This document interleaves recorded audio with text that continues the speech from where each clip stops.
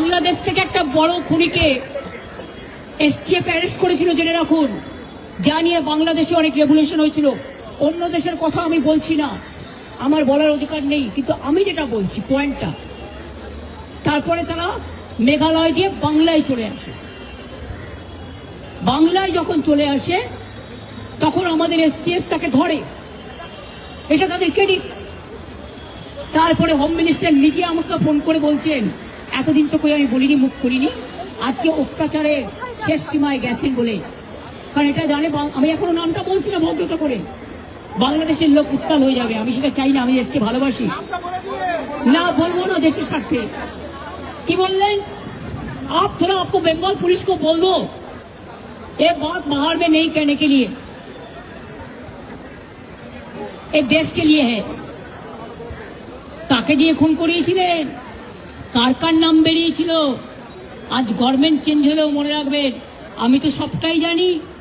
আমার হৃদয়টাই একটা কথা ভান্ডার, তথ্য ভান্ডার, সত্য ভান্ডার।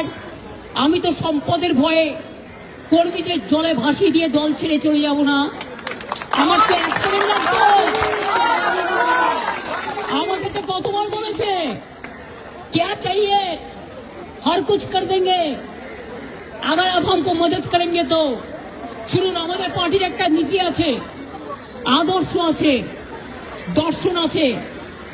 আজকে আমার দুঃখ একটাই, যাদের জন্য সারা জীবন করেছি তারা আজকে গদ্দারের সাথে লাইন করছে। তোমার এলাকায় যখন বাড়ি ভাঙে 7,000 লোক, আমি নিজে ফোন করে তোমাদের যেতে বলি, তোমরা যাচ্ছ না। দাঁড়াও ভাই, কিছু কম। আমি আপনাদের বলি, আমি বলেছিলাম যখন মসজিদের মাইক কেড়ে নেওয়া হচ্ছিল যে তোমরা একটা কেস করো, করেনি সে। বকরিদের ব্যাপার নিয়ে আখরুজ্জামানকে দিয়ে মহুয়া মৈত্র কেস করলেন, আমাদের তৃণমূল কংগ্রেসের এমপি। আর যারা আজকে গদ্দারি করছে তৃণমূলটাকে ভাঙবার জন্য, আমি বলি ঈশ্বর আল্লাহ তেরে নাম সপ্ত সুমতি দে ভগবান।